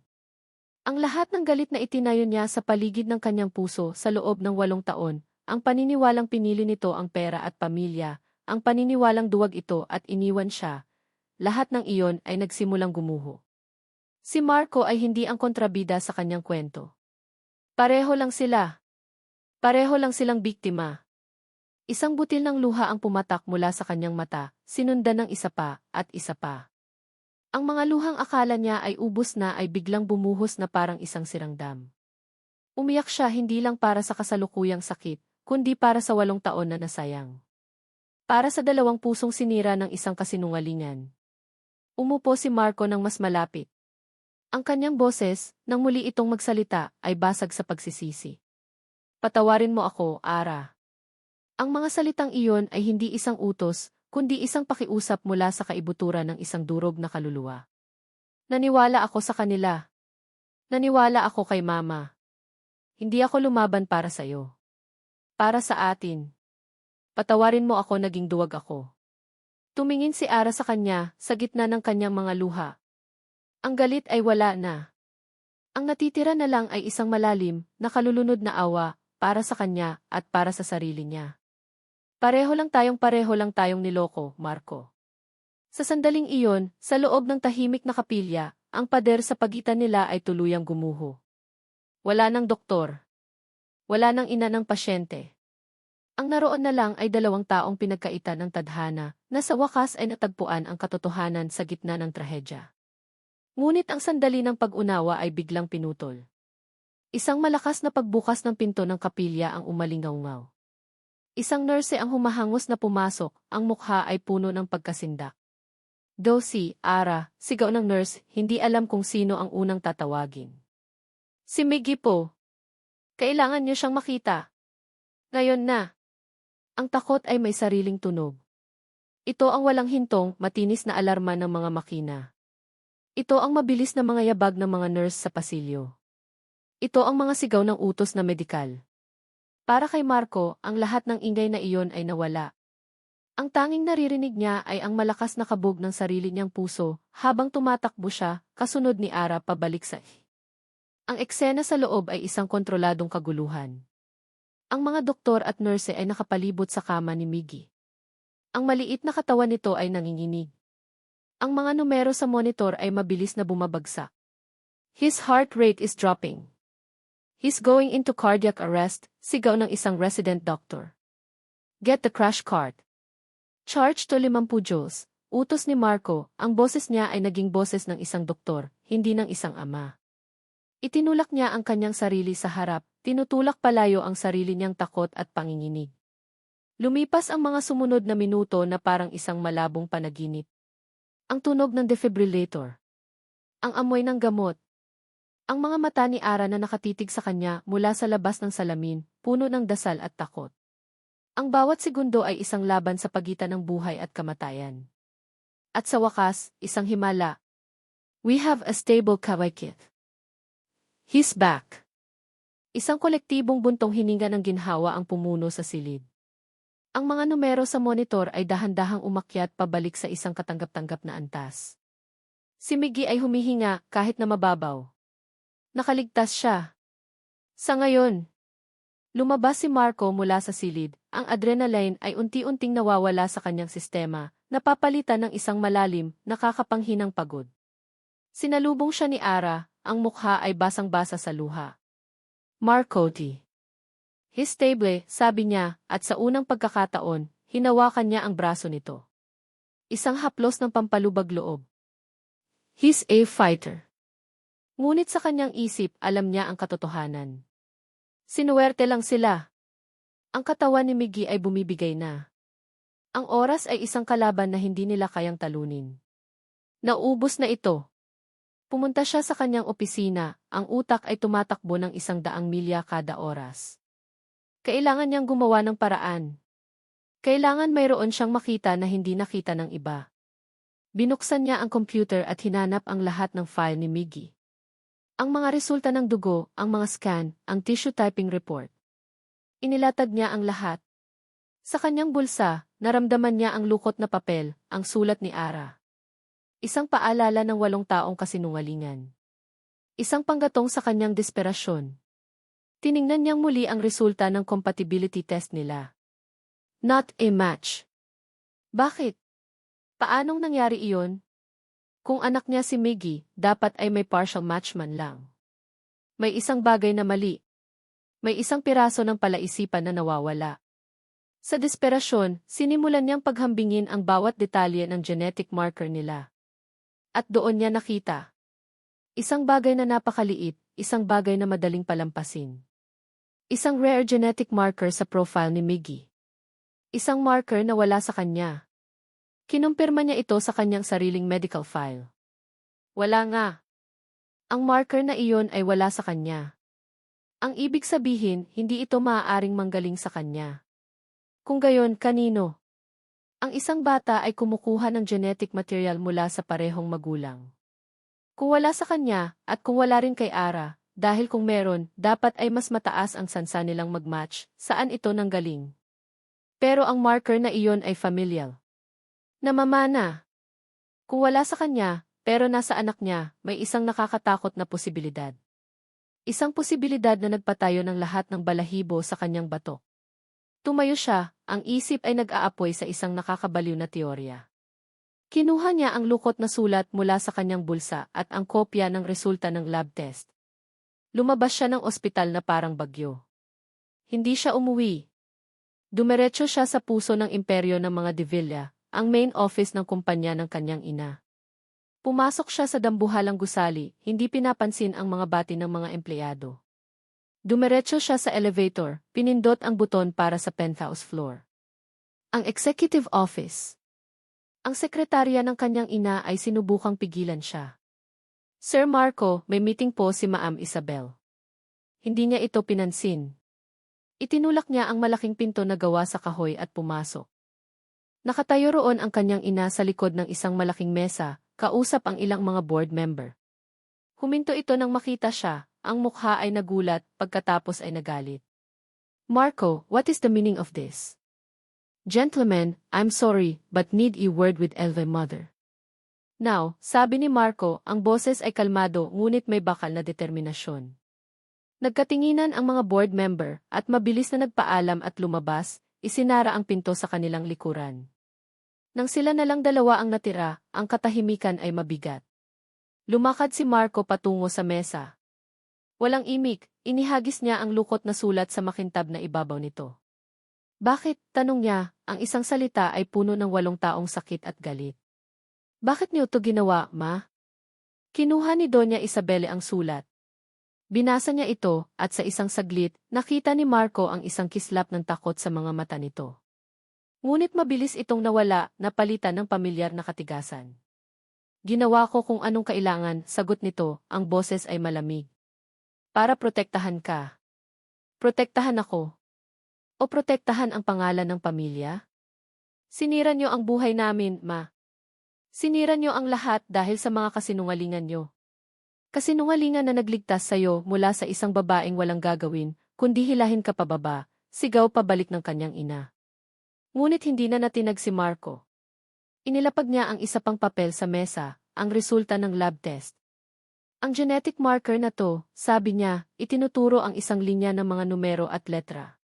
Wala ako nito. Pero ang anak ko, meron. Isang rare marker na namamana. Namamana sa pamilya de Villa. Ipaliwanag niyo to sa akin, Maihi. Sa sandaling iyon, ang lahat ng kulay ay nawala sa mukha ni Doña Isabel. Ang katigasan, ang galit, lahat ay gumuho. Nakatingin siya sa papel na parang nakakita ng multo. Siya ay nahuli. Walang lusot. Ang katahimikan ay tumagal. At nang sa wakas ay tumingala siya, ang mukha niya ay iba na. Wala na ang maskara. Ang naroon ay isang malamig, nakakatakot na pagtanggap. Ako nga, sabi nito, ang boses ay walang emosyon. Ako ang dahilan kung bakit hindi kayo kompatible. Dahil ang marker na iyan ay galing sa akin. Ang dugo ko ang nananalaytay sa kanya. Natigilan si Marco. Ang kanyang pinakamasamang hinala ay totoo. Ang kanyang ina siya ang susi. Kaya niyong iligtas siya, sabi ni Marco, halos pabulong. Isang dahan-dahan, nakakakilabot ng ngiti ang gumuhit sa mga labi ni Doña Isabel. Ang kapangyarihan ay bumalik sa kanya, mas malakas at mas nakakatakot kaysa dati. Marco, sabi nito, umupo sa kanyang upuan na parang isang reynang nasa kanyang trono. Ako lang. Ako lang ang makakapagligtas sa bastardo mong iyan. Ang salitang iyon ay tumama kay Marco na parang isang sampal. Napuno ng pagkasuklam ang kanyang puso. Pero ang lahat ng bagay ay may presyo, pagpapatuloy ng kanyang ina, habang pinaglalaruan ang isang mamahaling ballpen. Ililigtas ko ang buhay niya. Ibibigay ko ang isang piraso ng aking katawan para sa kanya. Sa isang kondisyon. Tumingin ito ng diretso sa kanyang mga mata, ang ngiti ay hindi nawawala. Pumili ka, Marco. Ang buhay ng anak mo o ang babaeng yan. Bumalik si Marco. Nakita siya ni Ara mula sa di kalayuan, papalapit sa kinaupuan niya sa labas ng Ang paraan niya ng paglakad ay iba. Ang bilis at determinasyon kanina ay napalitan ng isang mabigat, halos nag-aatubiling mga hakbang, na para bang ang bawat isa ay may bigat ng 1,000 libra. Gusot ang kanyang damit. Ang mga mata niya ay namumula, hindi sa luha, kundi sa isang halo ng galit at matinding pagod. May dala siyang isang aura ng pagkatalo na nanunuot sa hangin. Umupo siya sa tabi ni Ara, hindi nagsasalita sa simula. Ang katahimikan ay puno ng mga hindi masabing salita, ng isang katotohanang napakasakit para bigkasin. Nakausap ko siya, sa wakas ay sabi ni Marco, ang boses ay garalgal at walang buhay. Tumingin siya sa sahig na parabang ang mga tiles ay naglalaman ng lahat ng kasagutan at lahat ng sumpa sa mundo. Nag-init ang mga mata ni Ara. Siya ang nanay mo. Tumango si Marco. Inamin niya ang lahat, Ara. Ang sulat. Ang pagsisinungaling niya. Lahat. Isang bahagi ni Ara ang gustong makaramdam ng tagumpay. Sabi ko sa'yo. Ngunit wala siyang naramdamang ganoon. Ang pag-amin ay hindi na mahalaga. Huli na ang lahat. Pero mayroon pa, pagpapatuloy ni Marco at sa pagkakataong ito, tumingin siya kay Ara. Ang sakit sa mga mata nito ay halos hindi matitigan. Ang dahilan kung bakit hindi tayo kompatible ang genetic marker na iyon nasa kanya. Hindi agad naunawaan ni Ara. Ang kanyang utak, pagod na sa pag-aalala at sakit, ay mabagal sa pagproseso ng impormasyon. Anong-anong sinasabi mo? Siya, Ara, sabi ni Marco, ang bawat salita ay parang isang patalim na bumabaon sa kanilang dalawa. Ang nanay ko. Siya ang sagot. Siya ang kompatible. Kaya niyang iligtas si Miggy. Sa isang iglap, ang hangin ay bumalik sa mga baga ni Ara. Isang nakakabaliw, hindi ka panipaniwalang pag-asa ang biglang sumibol sa gitna ng kanyang pagkawasak. Ang kanyang pinakamatinding kaaway ang sagot. Isang biro. Isang malupit na biro ng tadhana, ngunit isang biro na may kasamang himala. Totoo ba yan? Nanginginig niyang tanong, ang mga kamay ay nagsimulang manginig. Papapayag ba siya? Nakita niya ang pag-iwas ng tingin ni Marco. Nakita niya ang pagkagat nito sa kanyang labi. At alam na niya. Alam na niyang may mali. Marco ano? Huminga ng malalim si Marco. Papayag siya. Pero T. Ang salitang T pero. Ang salitang laging may kasunod na sakit. May kondisyon siya. Isang tawa ang kumawala sa lalamunan ni Ara. Isang tawang walang saya. Isang tawang puno ng pait at sukdulang pagkasuklam. Isang alok. Isang kondisyon, ulit niya, hindi makapaniwala. Ang sumisibol na pag-asa ay biglang naging lason sa kanyang sistema. Pagkatapos ng lahat ng ginawa niya, pagkatapos niya tayong sirain, ngayon, siya ang magiging tagapagligtas. Isang santo. Kapalit ng ano? Ng kaluluwa mo. Ng dignidad ko. Ang kanyang mukha, na kanina'y puno ng sakit, ay biglang naging matigas na parang bato. Ang mga mata niya ay naging kasing lamig ng yelo. Ang pagiging biktima ay biglang napalitan ng isang nag-aalab na puot. Ano ang kondisyon niya, Marco? Tanong niya, ang boses ay mapanganib na kalmado. Sabihin mo sa akin. Yumuko si Marco, hindi kayang salubungin ang kanyang tingin. Gusto niyang iwanan kita. Layuan ka namin. At magpakasal ako sa babaeng pinili niya. Kapalit-kapalit ng buhay ni Miggy. Katahimikan. Isang nakabibinging katahimikan. Pagkatapos ay muling tumawa si Ara, mas malakas sa pagkakataong ito. Isang tawa na umalingaw sa pasilyo na nagpatigil sa ilang dumadaan. Hindi, sabi niya, ang tawa ay biglang naputol, napalitan ng isang boses na kasing talim ng bubog. Tumayo siya at hinarap si Marco, ang buong katawan ay nanginginig sa galit. Hinding-hindi ko tatanggapin. Tumingala si Marco, ang mukha ay puno ng pagkabigla. Ara, ang buhay ni Miggy. Ang buhay ni Miggy, sigaw niya, ang lahat ng pinipigil niyang emosyon ay sumabog. Ang buhay niya. Isang buhay na ibibigay ng babaeng sumira sa atin. Isang buhay na magiging utang na loob natin habang buhay sa kanya. Isang buhay na gagamitin niyang panali sa liig mo para kontrolin ka hanggang sa mamatay ka. Hindi. Hinding-hindi. Hinawakan niya ang kanyang dibdib na parang sinusubukang pigilan ang sarili niyang puso sa pagdurog. Mas gugustuhin ko pang makita siyang mamatay ng may dignidad kaysa mabuhay bilang isang tropeo ng tagumpay ng nanay mo. Mas gugustuhin kong umiyak sa libingan niya kaysa makita kang maging alipin ng babaeng yon habang buhay. Ara, huwag mong sabihin yan. Lumayas ka na, Marco. Ang kanyang boses ay naging isang malamig na utos. Tapos na tayo. Tapos na ang lahat. Kunin mo ang alok ng demonyo mong ina at umalis ka na sa buhay namin. Tumalikod siya, hindi na kayang tingnan pa ang mukha ni Marco. Ang mukha ng lalaking mahal niya. Ang mukha ng lalaking muli na namang nagpapakita ng kanyang kahinaan. Iniwan niya si Marco doon, durog at walang masabi. Naglakad siya pabalik sa salamin ng AC, ang mga luha ay muling bumabagsak sa kanyang mga pisngi. Ang desisyon ay ginawa na. Ang sakit ay sukdulan. Ngayon, wala nang natitira. Lahat ay nawala. Ngunit bago pa man niya marating ang salamin, isang tunog ang pumunit sa hangin. Isang tunog na mas masakit pa kaysa sa mga salitang binitawan niya. Ang matinis, walang humpay na alarma mula sa loob ng silid ni Miggy. Isang mahabang, tuloy-tuloy na tunog na nangangahulugan lang ng isang bagay. Code Red. Ang monitor sa tabi ng kama ni Miggy ay nagpapakita ng isang tuwid na linya. Nagmamadaling pumasok ang mga doktor at nurse, itinutulak ang crash cart. Itinulak nila siya ng bahagya para makadaan. Naiwan siyang nakatayo sa labas. Nakatayo si Marco sa likuran niya. Parehong hindi makagalaw. Parehong nakatingin sa kaguluhan sa loob. Ang resulta ng kanyang desisyon. Ang resulta ng kanyang pagmamalaki. Nasa harapan niya. Isang tuwid na linya. Ang tuwid na linya sa monitor. Ang walang tigil na alarma. Ang mga iyon ang naging musika sa pagguho ng mundo ni Marco. Bilang isang doktor, sanay na siya sa tunog na iyon. Ito ay isang hamon, isang senyales para kumilos ng mas mabilis, mag-isip ng mas malinaw. Ngunit sa sandaling iyon, hindi siya si Ethan de Villa. Siya si Marco.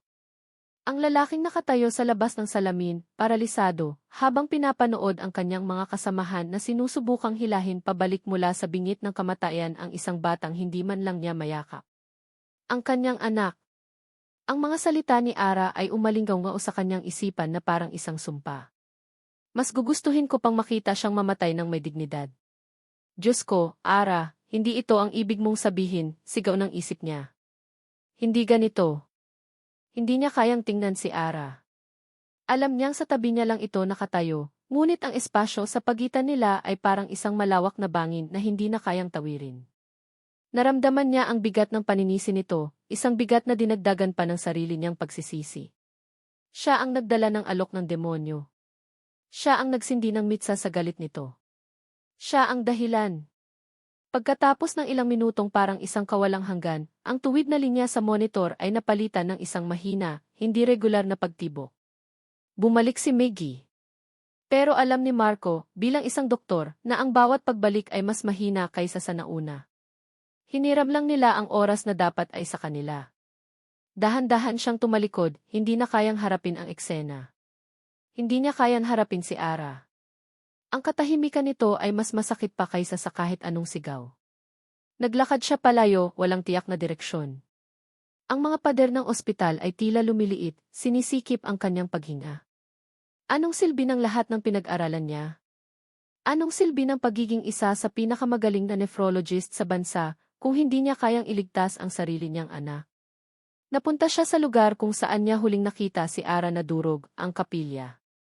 Pumasok siya sa loob. Ang katahimikan ay nakabibingi. Ang amoy ng kandila at lumang kahoy ay hindi nagbigay ng kapayapaan, kundi ng pakiramdam ng huling hantungan. Hindi siya lumuhod para magdasal. Bumagsak lang siya sa isa sa mga bangko, ang katawan ay walang lakas, ang kaluluwa ay pagod na pagod. Ibinagsak niya ang kanyang ulo sa kanyang mga palad, ang mga siko ay nakatukod sa kanyang mga tuhod. Nawala na ang lahat. Nawala si Ara, dahil sa mga kasinungalingan ng kanyang ina at sa sarili niyang kahinaan. At ngayon, mawawala rin si Miggy. Isang tuyong hikbi ang kumawala sa kanyang lalamunan. Isang hikbi ng isang taong wala nang mailuluha pa. Isang hikbi ng sukdulang kawalan ng magawa. Sa gitna ng kanyang pagdurusa, isang tunog ang bumasag sa katahimikan. Ang pagring ng kanyang cellphone. Sa una, hindi niya ito pinansin. Sino man iyon, wala siyang pakialam. Walang mas mahalaga kaysa sa trahedyang nangyayari sa buhay niya. Ngunit nagpatuloy ito sa pagring. Isang mapilit, hindi sumusukong tunog. Sa inis, kinuha niya ito mula sa kanyang bulsa, handang patayin. Ngunit natigilan siya nang makita ang pangalan sa screen. Dad. Ang kanyang ama. Isang taong bihira niyang makausap. Isang taong laging nasa anino ng kanyang ina, tahimik, nagmamasid, halos hindi umiimik. Sa loob ng 8 taon, hindi ito kailanman nakialam. Bakit ngayon pa? Nag-aatubili, sinagot niya ang tawag. Hello, ang basag niyang sabi. Marco. Ang boses ng kanyang ama sa kabilang linya ay kalmado, gaya ng dati. Ngunit mayroon itong kakaibang bigat ngayon. Dad, I can't talk right now. Nasa ospital ako. Alam ko, sagot ng kanyang ama. Alam ko ang lahat. Natigilan si Marco. Paano? Hindi mahalaga kung paano. Ang mahalaga ay ang dahilan kung bakit ako tumawag. Huminga ng malalim ang matanda sa kabilang linya. Marco, anak. May kailangan kang malaman tungkol sa nanay mo, isang sikretong matagal na niyang tinatago. Isang malamig na kaba ang gumapang sa puso ni Marco. Ano pa? Ano pang kasinungalingan ang hindi niya alam? Dad, wala nang mas lalala pa rito. Sinira na niya ang lahat. May mas lalala pa, anak. Dahil hindi mo naiintindihan kung bakit niya ito ginagawa. Naiintindihan ko, mariing sabi ni Marco. Dahil sa pera. Dahil sa pangalan ng pamilya. Dahil sa pride niya. Katahimikan sa kabilang linya. Pagkatapos, sinabi ng kanyang ama ang mga salitang magiging susi sa lahat. Hindi lang tungkol sa pera o estado sa buhay ang dahilan niya. May mas malalim pa dyan. Hindi lang tungkol sa pera o estado sa buhay ang dahilan niya. May mas malalim pa dyan. Ang mga salita ng kanyang ama ay bumaon sa isip ni Marco, isang misteryong ayaw niyang tuklasin ngunit kailangan. Anong ibig niyong sabihin, Dad? Tanong niya, ang boses ay nanginginig. Isang mahabang katahimikan ang namayani sa kabilang linya na sinundan ng isang mabigat na buntong hininga. Ang buntong hininga ng isang taong nagdala ng isang sikreto sa loob ng napakaraming taon. Bago ka pa man ipanganak, Marco, panimula ng kanyang ama, ang boses ay mababa at puno ng isang malayong sakit. Ang nanay mo buntis siya. Isang babae. Ang panganay sana nating anak. Ang ate mo. Natigilan si Marco. Ang sahig ng kapilya ay tila gumuho sa ilalim ng kanyang mga paa. Kapatid. Mayroon siyang kapatid. Pero mahina ang bata, pagpapatuloy ng kanyang ama. Mayroon siyang isang rare genetic condition. Isang kondisyon sa bato. Ang parehong kondisyon na si. Hindi na nito kailangang tapusin ang pangungusap. Naintindihan na ni Marco. Sinubukan namin ang lahat, sabi ng kanyang ama, ang boses ay basag na ngayon. Pero wala. Namatay siya sa mga braso ng nanay mo, ilang linggo lang matapos siyang isilang. At sa araw na iyon, isang bahagi ng nanay mo ang namatay kasama niya. Biglang nagkaroon ng kahulugan ang lahat. Ang sobrang pagkontrol. Ang takot sa anumang hindi perpekto.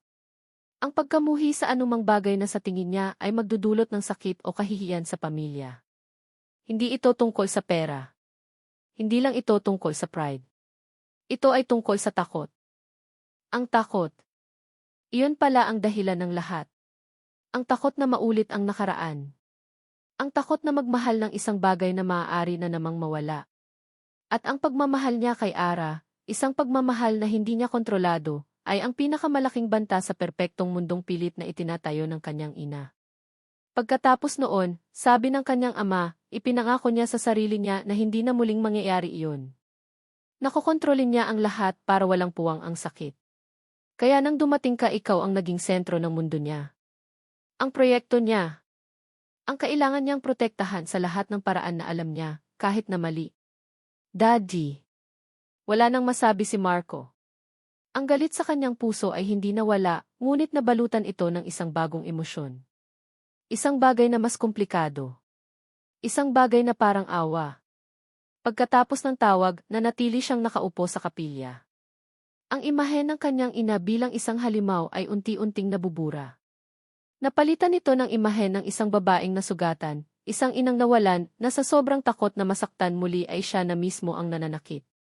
Hindi nito binabago ang katotohanan. Mali pa rin ang ginawa niya. Malupit. Hindi mapapatawad. Pero ngayon, naiintindihan na niya. At sa pag-unawang iyon, natagpuan niya ang isang bagong uri ng lakas. Isang lakas na hindi nagmumula sa galit, kundi sa isang matatag at hindi na matitinag na desisyon. Tumayo siya. Hindi na siya babalik sa opisina ng kanyang ina. Ang laban na ito ay hindi na negosyo. Ito ay personal. Nagmaneho siya pauwi. Ang mansyon ng mga De Villa, na dati simbolo ng kapangyarihan, ngayon ay parang isang malaking mausolyo, isang libingan ng mga sikreto at nasirang pangarap. Nakita niya ang kanyang ina sa malawak na sala, nakatayo sa harap ng malaking bintana, nakatingin sa hardin. Perpekto pa rin ang tindig. Eleganteng-elegante.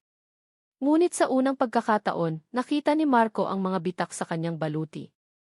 Nakita niya ang isang babaeng nag-iisa. Ma, sabi niya, ang boses ay kalmado. Lumingon ito, nagulat na makita siya. Marco. Akala ko nasa ospital ka. Kakausap ko lang kay Dad. Ang mga salitang iyon ay nagpabago sa ekspresyon ng kanyang ina. Ang pagkagulat ay napalitan ng isang malamig na pagbabantay. Lumapit si Marco, hindi sa galit, kundi may isang nakalulungkot na katahimikan. Huminto siya ilang talampakan mula rito. May kapatid pala ako, sabi niya, ang mga salita ay simple ngunit puno ng bigat. Nakita niya ang pagyanig ng mga balikat ng kanyang ina. Isang halos hindi mapansing reaksyon, ngunit para kay Marco, iyon na ang pinakamalaking pag-amin. Naiintindihan ko na ngayon, ma, pagpapatuloy niya, ang boses ay malumanay ngunit matatag. Naiintindihan ko na ang takot niyo. Ang sakit. Naiintindihan ko na kung bakit niyo ginawa ang lahat ng ito. Isang butil ng luha ang gumilid sa mata ni Doña Isabel, ngunit mabilis niya itong pinunasan, pilit na pinapanatili ang kanyang katigasan. Pero hindi niyo na ako pwedeng kontrolin, matigas na sabi ni Marco. Ang awa ay naroon, ngunit ang desisyon ay hindi na mababago. Tapos na ang panahon na iyon. Mahal ko si Ara. At mahal ko ang anak namin. Idiniin niya ang salitang kinamin, isang direktang sagot sa salitang ibastardo, na binitawan nito kanina. Kaya ang alok niyo hindi ko ito tatanggapin. Dahil hindi ito isang negosyo. Ang buhay ng apo niyo ay hindi isang bagay na pwedeng ipagpalit. Humakbang siya palapit, ang mga mata nila ay nagkatitigan. Sa mga mata ng kanyang ina, nakita niya ang isang digmaan ng pride at sakit. Inilagay niya ang kanyang kamay sa balikat nito, isang haplos na hindi niya naaalalang ginawa niya noon pa. Nasa inyo ang desisyon, Mati. Ang kanyang boses ay naging halos isang bulong. Bilang isang lola. Hindi bilang isang negosyante. Pagkatapos noon, tumalikod na siya at nagsimulang maglakad palayo, hindi na muling lumingon. Alam niyang kung lilingon pa siya, bibigay siya. Habang naglalakad siya palabas ng malaking pinto ng kanilang bahay, naramdaman niya ang isang paglaya. Pinalayan niya ang kanyang sarili mula sa kontrol nito. Ngayon, nasa kanyang ina na ang bola. Nasa kanya na kung pipiliin niyang palayain din ang sarili niya mula sa nakaraang matagal na niyang ikinukulong. Naiwan si Doña Isabel na mag-isa sa malawak at tahimik na sala. Napaupo siya sa isang silya, ang perpektong postura ay biglang nawala. Nanginginig ang kanyang mga kamay. Dahan-dahan niyang binuksan ang isang maliit na drawer sa kanyang tabi at kinuha mula roon ang isang lumang litrato na nakatago sa ilalim ng lahat. Isang litrato ng isang sanggol na babae, nakangiti. Tinitigan niya ito, at ang mga luhang matagal na niyang pinigilan ay nagsimulang dumaloy ng walang tigil sa kanyang mukha. Kinabukasan ng umaga, tumunog ang cellphone ni Marco. Isang numero na alam niya. Sinagot niya ito. Isang boses lang ang narinig niya sa kabilang linya. Isang boses na pagod at talunan, ngunit malinaw. Pumapayag na ako. Ang araw ng operasyon ay dumating na may isang kakaibang katahimikan. Walang sinag ng araw na tumatago sa mga bintana ng ospital, tanging ang artipisyal na liwanag ng mga ilaw sa pasilyo ang nagsisilbing saksi sa pinakamahabang araw sa buhay ni Ara. Ang hangin sa waiting area sa labas ng operating room ay malamig at amoy gamot. Ang bawat tiktak ng orasan sa pader ay parang isang martilyong pumupukpok sa kanyang dibdib, sinusukat ang mga segundong maaaring maging huli para sa kanyang anak. Maya-maya, ang mga pinto ng elevator ay bumukas at iniluwa nito ang isang stretcher. Nakahiga roon ang kanyang Miggy, nakasuot ng asul na hospital gown na masyadong malaki para sa kanyang maliit na katawan. Ang kanyang mukha ay maputla, ngunit nang makita siya nito, isang maliit, matapang na ngiti ang sumilay sa kanyang mga labi. Lumapit si Ara, ang mga tuhod ay nanginginig. Hinawakan niya ang kamay ng anak. Malamig ito. Mama ni. Mahinang sabi ni Miggy. Itle, anak. Maging matapang ka, ha? Pilit na pinatatag ni Ara ang kanyang boses, kahit na ang puso niya ay parang pinipiga. Paglabas mo, pwede ka nang kumain ng paborito mong ice cream. Kahit gaano karami. Ngumiti ulit si Miggy, ang mga mata ay medyo inaantok na dahil sa gamot. Bigod, mama, bulong nito, na para bang siya ang matanda at si Ara ang bata. Isang halik sa noo. I love you, anak. I love you so much. At itinulak na ng mga nurse ang stretcher papasok sa malaking pinto na may nakasulat na operating room. Sumara ang pinto at kasabay nito, ang isang bahagi ng puso ni Ara ay tila sumara rin. Napaupo siya sa isang upuan, hindi alam ang gagawin. Gusto niyang sumigaw, umiyak, magdasal, ngunit walang lumalabas. Nananatili lang siyang nakatitig sa saradong pinto, ang isip ay blanko. Pagkaraan ng ilang minuto, bumukas muli ang pinto ng elevator. Isa na namang stretcher. Nakahiga roon ang isang babae. Nakasuot din ng hospital gown. Walang makapal na makeup, walang mamahaling alahas, walang aura ng kapangyarihan. Ang buhok nito ay nakatalilang ng simple, at sa liwanag ng ospital, ang mga kulubot sa kanyang mukha ay mas kitang-kita. Mukha siyang mas matanda, mas pagod. Si Doña Isabel de Villa. Habang itinutulak ang stretcher palapit, ang mga mata nila ay nagtama. Sa isang saglit, sa loob ng ilang segundo, nawala ang lahat ng galit at puot sa puso ni Ara. Dahil sa mga mata ni Doña Isabel, nakita niya ang isang bagay na hindi pa niya nakikita rito dati. Isang bagay na pamilyar sa kanya. Takot. Ang parehong takot na nararamdaman ng isang taong papasok sa isang operasyon. Ang parehong takot ng isang taong nag-aalala. Sa sandaling iyon, hindi niya nakita ang isang halimaw. Ang nakita niya ay isang babae, isang marupok na babae na nakaharap sa sarili niyang mortalidad. Nagpatuloy ang stretcher sa loob ng operating room. Hindi sila nagsalita. Isang tingin lang. Ngunit ang isang tingin na iyon ay nagsimulang magtunaw sa yelo na bumalot sa puso ni Ara sa loob ng napakaraming taon. Ara! Isang kamay ang humawak sa kanyang balikat. Si Marco. Umupo ito sa tabi niya. May dala itong 2 tasa ng kape. Inabot nito ang isa. Tiningnan niya ang mainit na tasa. Nanginginig pa rin ang kanyang mga kamay, kaya tinulungan siya ni Marco na hawakan ito. Ang kanilang mga daliri ay bahagyang nagdikit. Ang init mula sa tasa at ang init mula sa kamay ni Marco ay gumapang sa kanyang nanginginig na kalamnan. Salamat, mahina niyang sabi.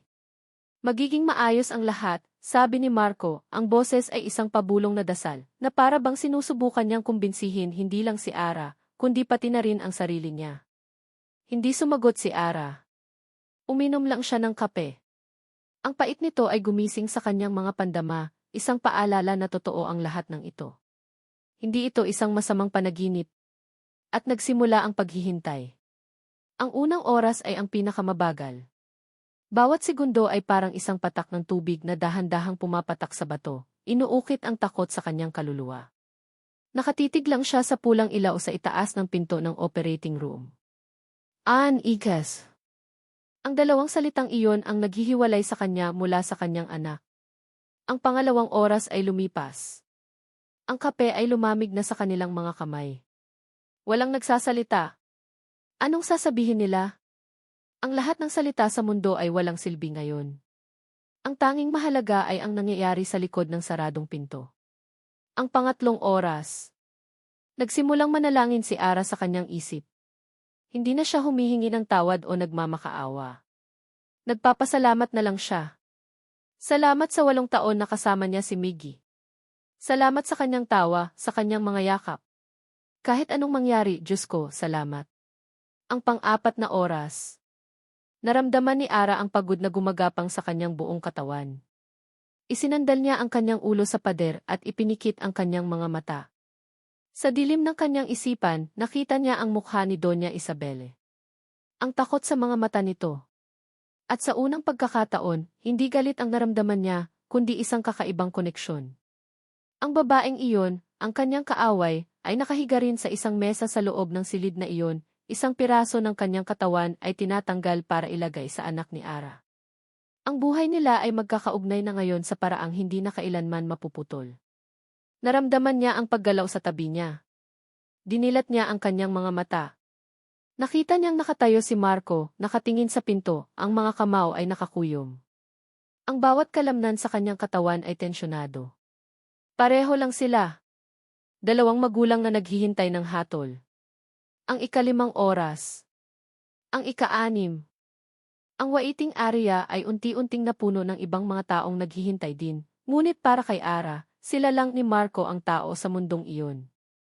At bigla, pagkatapos ng tila isang kawalang hanggan, namatay ang pulang ilaw. Napatalon ang puso ni Ara. Napatayo siya, kasabay ni Marco. Ang lahat ng hangin ay tila nawala sa silid. Dahan-dahang bumukas ang mga pinto ng operating room. Isang lalaki ang lumabas, nakasuot pa ng berding scrub suit. Ang kanyang maskara ay nakababa na sa kanyang leg. Mukha siyang pagod na pagod, ang pawis ay kumikinang sa kanyang noo sa ilalim ng matinding liwanag ng ospital. Si E. Alcaraz, ang head surgeon. Naglakad ito palapit sa kanila. Ang bawat hakbang nito ay mabagal at may bigat. Huminto ito sa kanilang harapan. Ang kanyang mga mata, na puno ng pagod, ay tiningnan muna si Marco, pagkatapos ay si Ara. Ang kanyang mukha ay seryoso. Blanco. Mahirap basahin. Binuksan niya ang kanyang bibig para magsalita. Ang mundo ni Ara ay huminto, naghihintay sa mga salitang magdidikta ng kanyang buong kinabukasan. Ang mukha ni E. Alcaraz ay parang isang blankong pader, at sa bawat segundong hindi ito nagsasalita, nararamdaman ni Ara ang unti-unting pagguho ng pag-asa sa kanyang dibdib. Inabot niya ang kamay ni Marco, hindi bilang isang romantikong kilos, kundi bilang isang taong nalulunod na kumakapit sa anumang bagay na mahahawakan. Naramdaman niya ang panginginig ng kamay ni Marco sa loob ng kanyang palad. Pareho silang takot. Sa wakas, pagkatapos ng tila isang habang buhay, isang maliit na ngiti ang unti-unting gumuhit sa pagod na mukha ng siruhano. The surgery was a success. Ang 4 na salitang iyon ay hindi isang bulong. Hindi isang sigaw. Ang mga ito ay isang himala. Isang hikbi ang kumawala sa lalamunan ni Ara, isang tunog ng purong ginhawa na nanggaling sa kaibuturan ng kanyang kaluluwa. Ang mga tuhod niya ay bumigay at kung hindi dahil sa mahigpit na pagkakahawak ni Marco sa kanyang braso, babagsak siya sa sahig. Salamat, Doth. Salamat, sabi ni Marco, ang boses ay basag, habang tinatapik ang balikat ng kapwa-doktor. He's a strong kid, sabi ni E. Alcaraz. And the donor is stable. They're both in the recovery room. It will be a long road, but the worst is over. Ang pinakamasama ay tapos na. Ang mga salitang iyon ay umulit-ulit sa isip ni Ara habang ang mga luha, na sa wakas ay pinakawalan, ay dumadaloy ng malaya sa kanyang mga pisngi.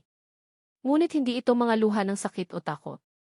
Ito ay mga luha ng purong, sukdulang ginhawa. Isang baha ng emosyon na naghugas sa lahat ng pagod at pag-aalala na naipon sa kanyang katawan sa loob ng napakaraming taon. Naramdaman niya ang mga braso ni Marco na yumakap sa kanya, mahigpit at matatag.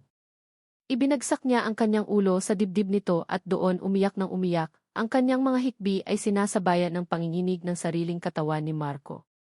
Sa sandaling iyon, hindi sila dalawang taong sinira ng nakaraan, sila ay dalawang magulang, nagkakaisa sa iisang milagro. Lumipas ang mga araw na naging linggo.